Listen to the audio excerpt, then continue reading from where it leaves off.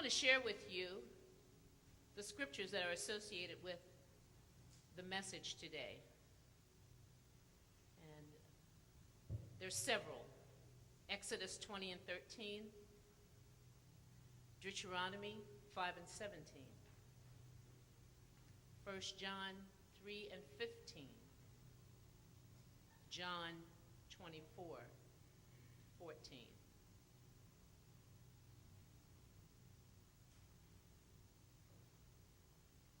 Exodus 20 and 13 simply says, "You shall not murder." Deuteronomy 5 and 17 says also, "You shall not murder." 1 John 3 and 15 said, "Whosoever hateth his brother or sister is a murderer, and know that no murderer hath eternal life abiding in him." John 24 and 14 says, "He who is pouring death gets up before day, so that he or she may put to death the poor and those in need."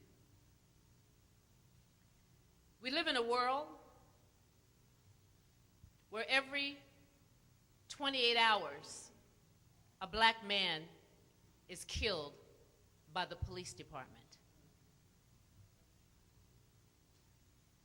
In my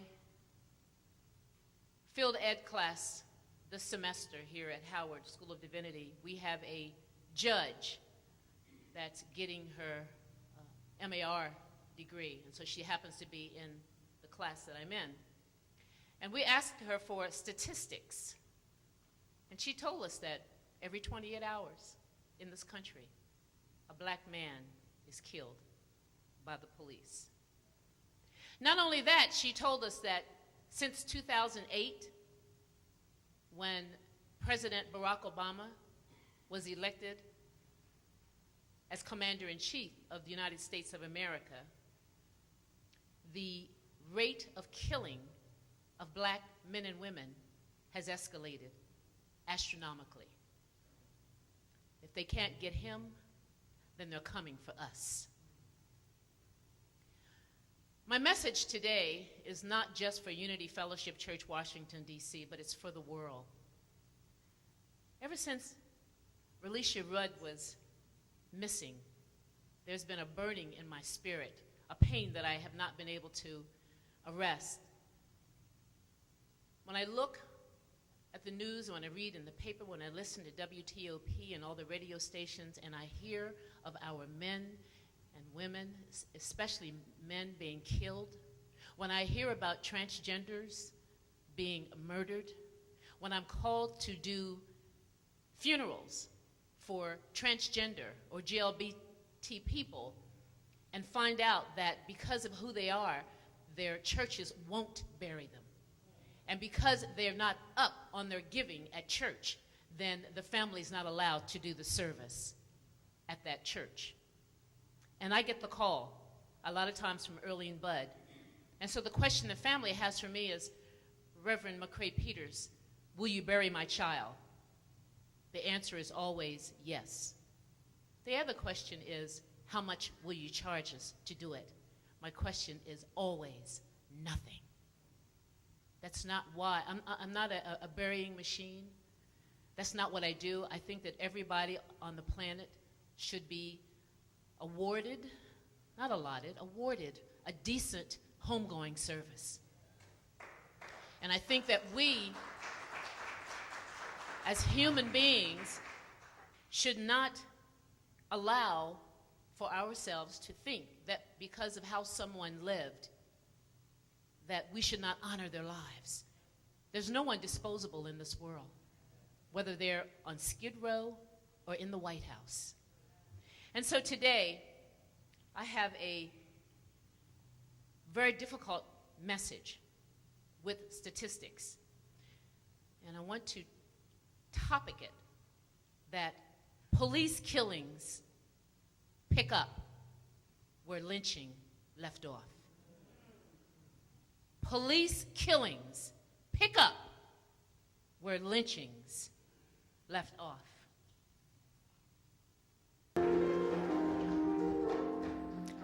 In the book of Luke, chapter 10, there's a story about a man on the road to Jericho. The story says that some robbers and murderers accosted him and beat him and took the money that he had, took some of the clothes that he had on his body. And the story said that a priest and a chief came by, and he asked them for help. And because they didn't want to get their clothes dirty, that they refused to help the man. They went on their way. And somebody said that somebody from a town called Samaria came by and saw the man in distress. Went over to him, didn't mind getting his clothes dirty. Said he helped the man, and he put the man up on his donkey, and he took him to the next town and made sure that he had clothes, made sure that he had food, made sure that he had a place to stay. And I can just imagine that that man's song sounded a little bit like this. If I can help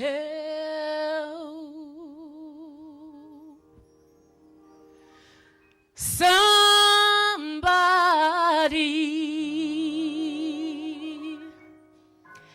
as I go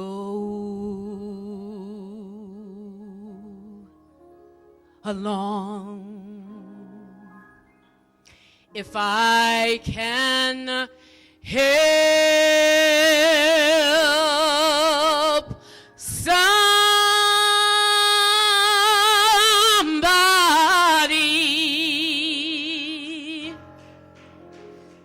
with a word or a song,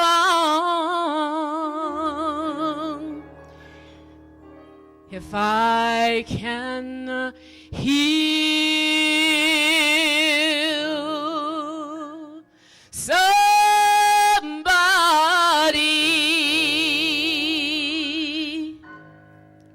who is going wrong, then my living shall not be in vain. Can I sing it one more time? If I could help one person as I go along the way, if I can help somebody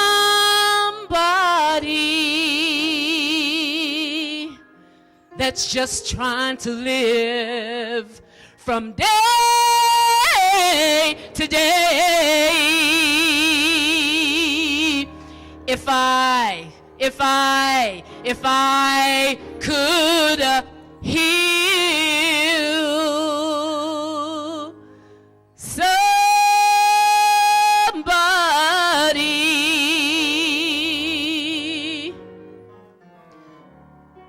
with a word or a song, then my living shall not be in vain. Then my living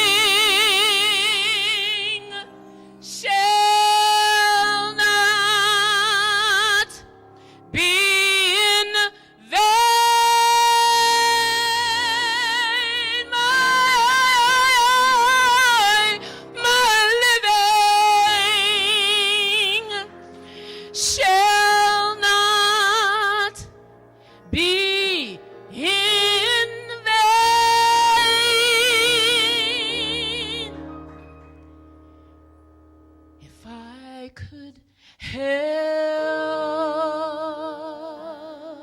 somebody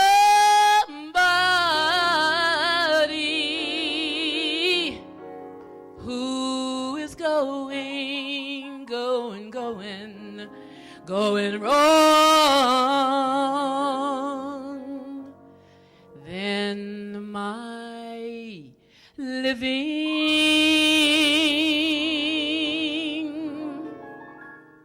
no matter how broken I may be at that time, then my living, even if I don't have money in my pocket, then my living shall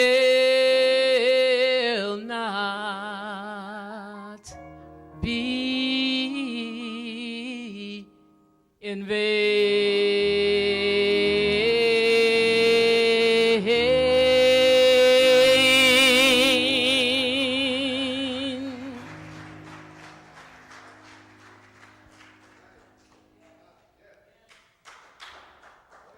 That's my testimony. If I, little old me, just like little old y'all, I am no different than anybody in the room. I just happen to be the pastor of the church. I put my pants on one leg at a time. I pay my bills with the same kind of money you pay your bills with. We are not that different. But I want to talk to you for just a moment about police killings. Pick up where lynching left off. In both the Old and New Testament, we find a substantial amount of scriptures that speak to killing and murder. We have learned from the word that God gives and takes life. We understand that God holds all power in God's hands. And the scripture reminds us that when we begin doing what is only assigned to God, we will be held accountable for our transgressions. In 2008, President Barack Obama was elected the first black president of the United States of America. The election caused the earth to almost stand still. Black and white people, not just in the United States, but all over the world, stood in awe of this historic event. Older African Americans stood speechless, trying to simply take it all in. Even my mother, who was dying at the time from Alzheimer's, I gave her the news, and her response to me was saying, "What did I tell you about lying?" Black men and women in the South, North, East, and West, black men and women in prison stood around supervised television sets and saw history being made as they viewed someone who looked like them elected commander-in-chief of the United States of America. Black men and women in nursing homes and assisted living facilities stared at television sets as the returns came in announcing that Barack Obama had been elected. And at the same time, white supremacists, white racists, the KKK and others who would forever deny the fact that all people are created equal. Republicans who never wanted that day to come, legislators who never wanted this day to come, CEOs of companies frowned at television screens, mortified at what they were watching. And all along, they plotted to revenge. I recently spoke to a judge here who has entered Howard University School of Divinity for her first year, who shared with us as she was sitting in class, said, the amount of people that have been killed, black people, since Barack Obama took office in 2008 have tripled. You see, with winning comes a cost. Just weeks ago, Michael Brown, a black male teenager, was murdered by a white police officer in Ferguson, Missouri, and shot an unbelievable amount of times for what they said was for stealing a cigar from a convenience store. In St. Louis, Missouri, a 25-year-old black man was shot and killed by 2 police officers. They didn't mention his name in the report. On Staten Island, Eric Garner, a 43-year-old black male, father of 6, was put into a chokehold, a tactic that was banned by the police department in 1993 for selling untaxed cigarettes. In Los Angeles, Ezel Ford, a 25-year-old black mentally ill male, was shot and killed by police officers because they didn't recognize that he was suffering from mental illness. Trayvon Martin was killed for being in what was considered the wrong place at the wrong time by a Barney Fife community security person because he was black. In Cleveland, Ohio, Timothy Russell, 18 years old, was shot 137 times while sitting in his car because the police officer thought he was up to no good. In Atlanta, Georgia, a black man named Erwin Jefferson, 18 years old, was murdered by not 1 but 2 security guards as he tried to protect his younger sister in a crowd that had become disorderly. An immigrant from West Africa, Amadou Diallo, was shot 41 times. How many times does it take? How many bullets does it take to kill a man?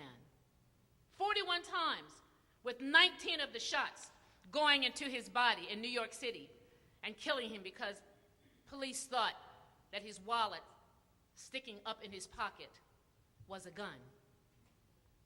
Patrick Dorsman, 26, a black man fathering 2 children, was accosted by undercover police officers in Brooklyn asking him where they could get drugs. And when he started yelling at him and flailing his hands to let them know he doesn't sell drugs, he doesn't know where to get them, in that moment they shot him and they killed him.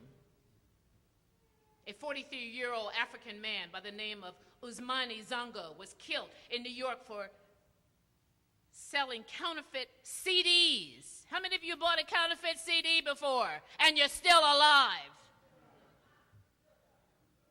As he asked the police, didn't they have real crimes to go and take care of that Saturday night?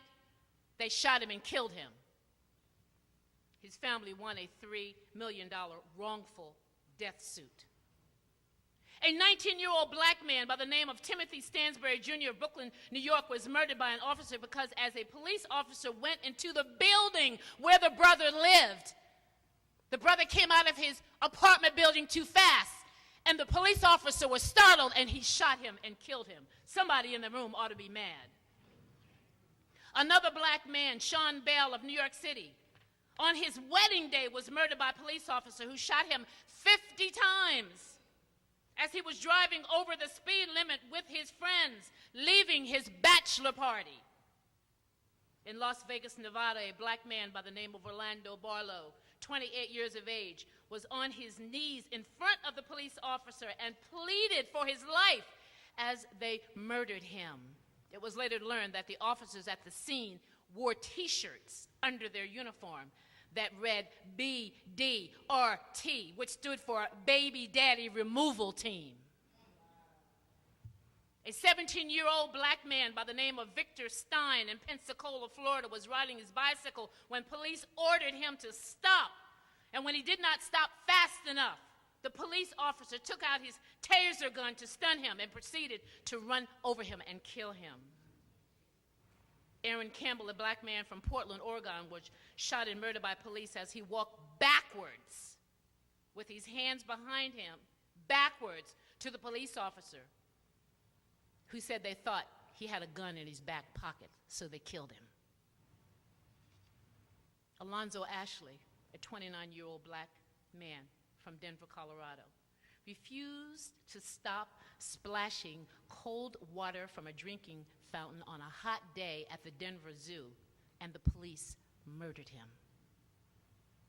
Ronald Madison and James Brissett were riding across the Danzier Bridge in New Orleans, and 5 officers opened fire and killed them for talking too loud and making too much noise with their windows down as they were riding in their car. A black man in Oakland, California, Oscar Grant, was shot and murdered by a police officer as he stood on the platform of a train. The officer said he didn't mean to kill him. He thought he had his taser gun in his hand. A black man, Kamani Gray, 16, New York City, was shot and murdered by a police officer as he was leaving a birthday party. The officer apologized and said he was mistakenly identified. A 34-year-old black woman, Miriam Carey of New York, was shot and murdered with her child in the back seat of the car for breaching the barrier surrounding the White House. She was shot multiple times. Even out in White Plains, where I live with Tony, we have been pulled over numerous times by the police. They pull us over, and they want the registration. We're driving the SL 500, Tony's car. They pull us over day or night, ask for her driver's license and the registration card, assuming that we stole the car. White Plains, Maryland. Only to run all the information and walk back to the car and thank Tony for her 30 years of service in the United States Army. Truth be told, I wasn't clapping. I was ready to smack it. We can't even drive around in a car that they think is not for us, that they pull us over and try to ID us for doing something wrong. We live in a state of chaos, racism, intolerance, hatred, danger, and jealousy. If we do not become our brothers and our sisters' keeper and stop the nonsense of allowing our alter egos to move us into a state of annihilation, our race will be lost. The world has become a dangerous place, an ugly place to be. We have become so numb to killings and murders and racism that we have lost our care for one another. We have begun to only care for ourselves. There was a time when the only place you could go to for solace, shelter, food, peace, and help was the church. And that has begun to turn into big business that says we really don't care about you, black man, black woman, black boy, black girl. Mega churches, churches in general, have done a disservice to society. Because 11 o'clock on Sunday morning, people with a collar on or a mitre on or whatever they have on have the opportunity to help people and keep them from getting killed by the police. But we don't do that. Mega churches have begun to dominate the religious arena, not to help feed, clothe, shelter, or shower its congregation with love, but to build mega churches that do absolutely nothing for the people who sit in their congregations, serve in their ministries, or the marginalized who live in the neighborhood in which the church is housed. Jesus clearly said, "Did you feed me when I was hungry? Did you clothe me when I was naked? Did you offer me shelter when I was homeless?" And when the disciples said, "Lord, we have never seen you homeless, never seen you naked, never seen you want for food," Jesus says, "When you do it to the least of them, you do it unto me also." We must get to the place where we stop blaming, begin helping one another. That's the only way we will save this country. That's the only way that we will stop the police from doing lynching with a gun. We must come to a place where we cease to tear one another down instead of trying to build up one another. We must do our part in making the world a better place. Everybody in the room has a responsibility to making this world a better place. Start with your families. Everybody has a young black male in their family. Start talking to him. Start leading him in the right direction. Show him statistics that happen every day. Save him. Do the same thing for black girls. We must do whatever we can to make this church a place of love, respect, and a venue that offers hope for those who have no hope. Nobody is an expert on anything. Nobody. But together, we can build something that will not only bless the people in the church, but take it outside of the church and start helping people in the community and taking it into our families. And we can help save lives. In the book by Robert Bly asks those in positions in church, are you brave enough to confront what has been said about you that hurts? See, that's one of the problems we have as people. People say things about us that may not even be true, and we hold on to them, we put them on like they're a jacket, zip them up and wear them and walk around in pain when it's not even about us. Bly asks, are you willing to deal with the past shame, guilt, loss of things you gave your all to? When we try to do our best and we fall short, do we just drop the ball and walk away? Do we just say, oh, well, I can't do it? Or do we reach out to somebody else and say, can you help me do it? Or do we just walk away? Bly asks, how authentic can you show up in the world? Bly also talks about the bag we drag behind us with all of the pain and suffering and anger, all the low self-esteem from the past. We just walk around with it. Can you imagine taking 3 sets of encyclopedias and putting them in a bag and trying to walk through this world? That's what you're doing. That's what we do. We walk around in pain with a bag. That's why sometimes we can't move forward to do what needs to be done. As black men and women, we must begin to recognize we are all we have. And that since there is strength in numbers, we must pull together as we witness society trying hard to pull us apart. Another brilliant writer by the name of Gerard, these are books I'm studying this semester, says that those in society who are challenged will always find someone else to blame. What we see happening in the world order in those in position of authority is the law have mandated killing is a means to restore order. Killing is a means to restore order in this world.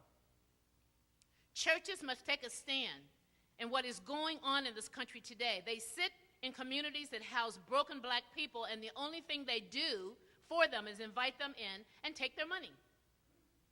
All the programs offered inside the church are designed for the people inside the church, not for anybody outside the church. No outreach to the women raising children alone, no outreach to incarcerated men and women, no outreach designed for those men and women who are re-entering society from prisons.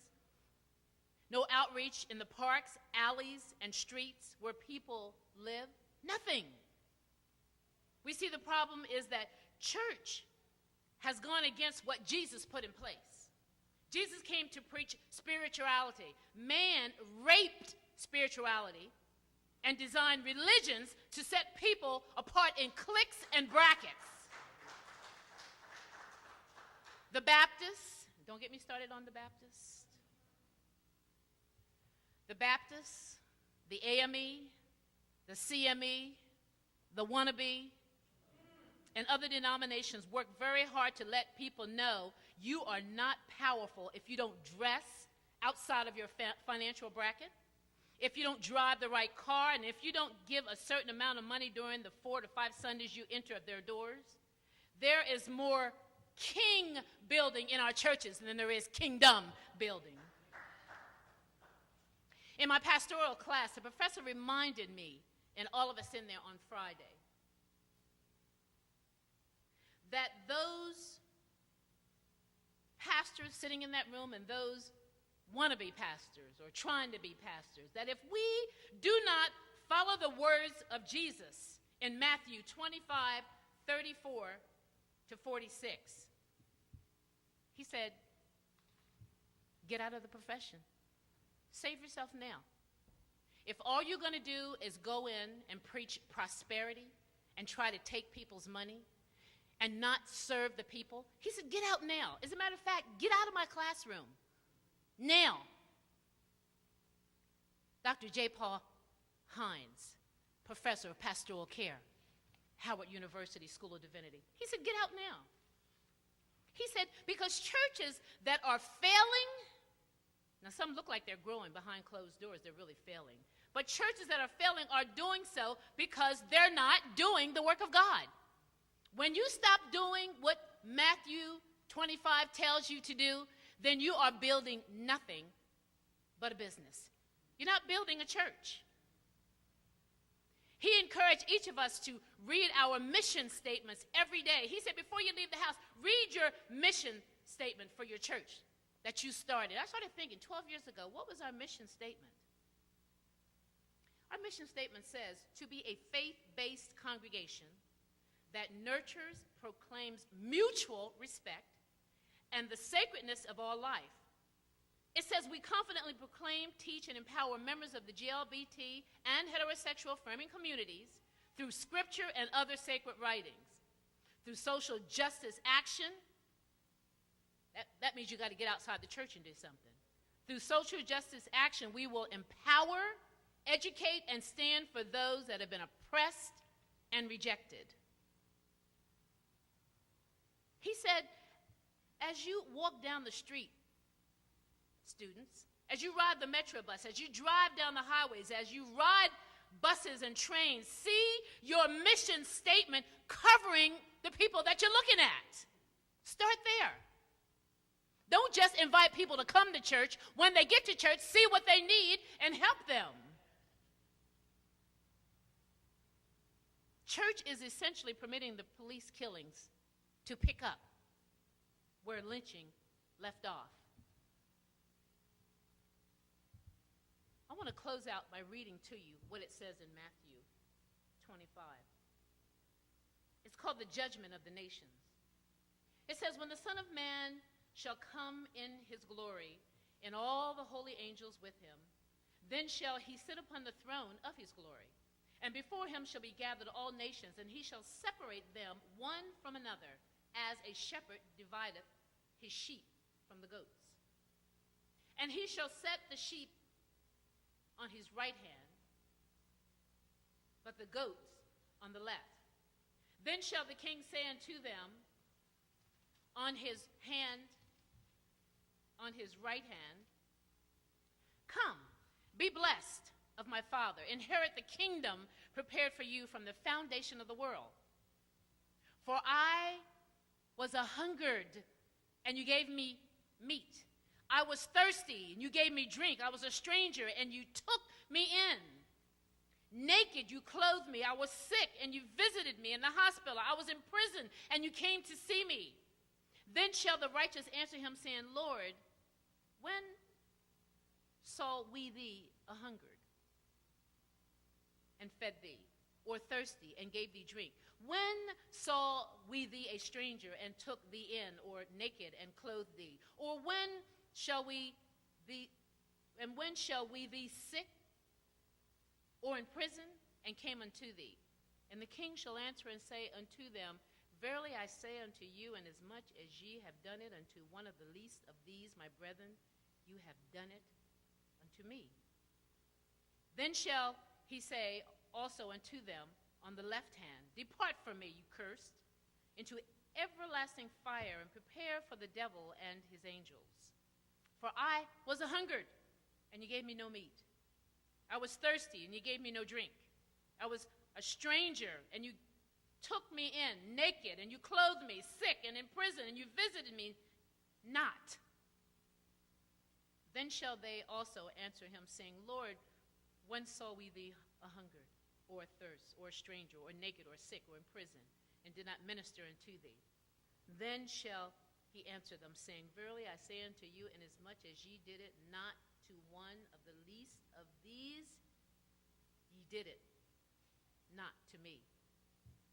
And those shall go away into everlasting punishment, but the righteous into eternal life. Church is essentially the police killing to pick up where lynchings left off. We cannot hope for a future that we're not actively preparing for. There is a new order in place for people. We have 2 babies at the back of the church.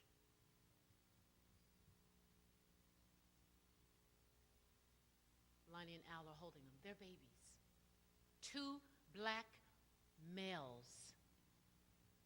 That we're challenged with preparing a world that they can walk up on Connecticut Avenue at any time of day or night and not have to be accosted by the police officer and asked where the ID is. I'll never forget the day that Darrell Wallace said to me, I said, we're going up Connecticut Avenue. He says, I can't go with you today. I said, well, Darrell, why can't you go? He said, I left my wallet home.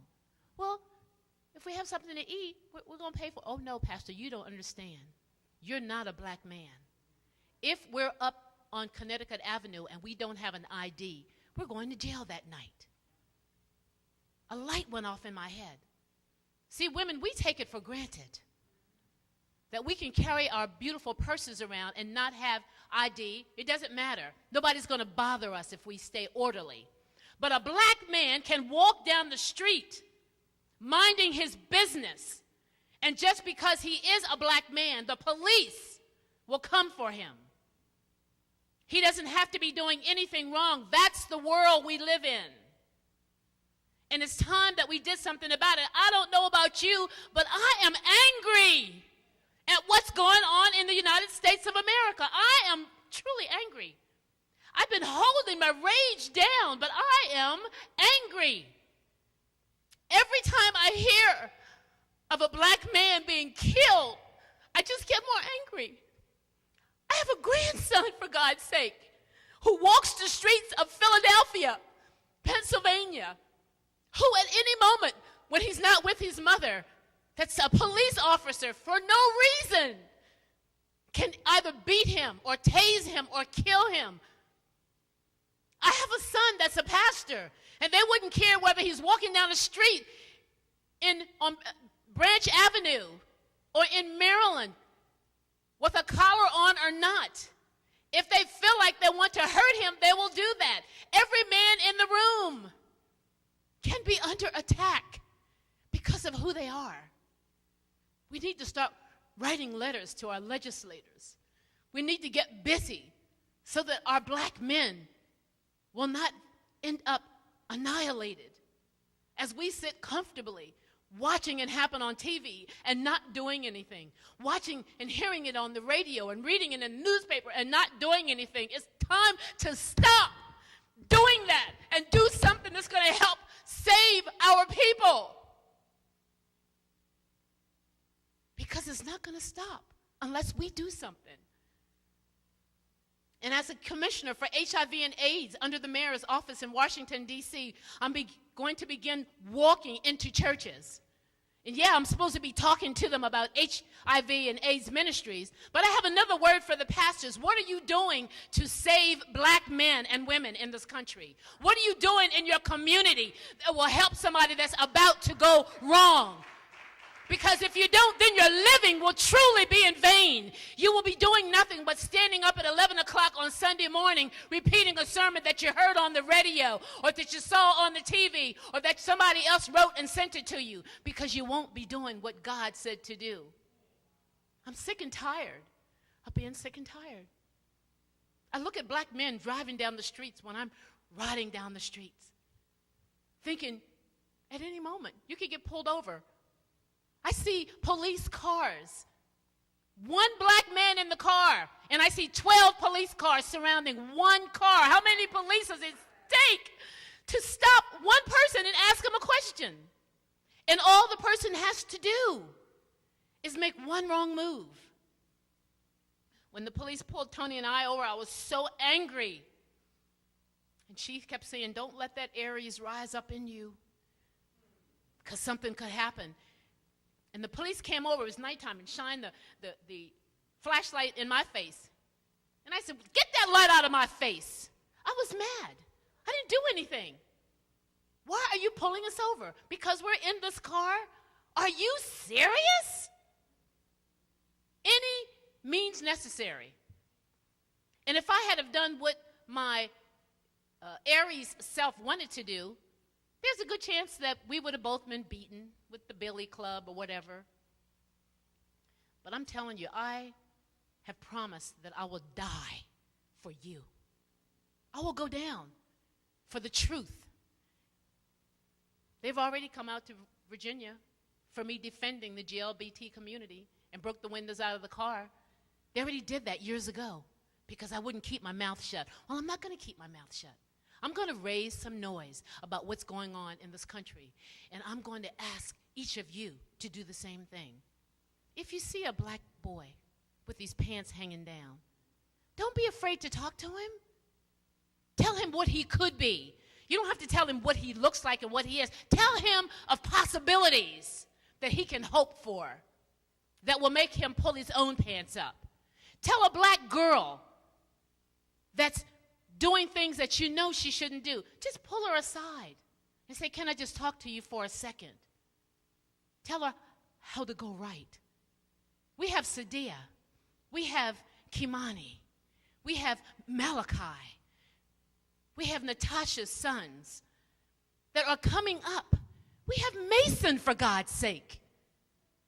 We have those two beautiful baby boys in the back that we have to come together as a community to make sure that they have a life, that they can walk through the streets with their head hung up. There's work to do. And I challenge everybody that can hear me to tell somebody else to help save our people. Because the police are angry. Yeah, Barack made them angry. But Barack got in office not just because we voted, because God wanted him in office.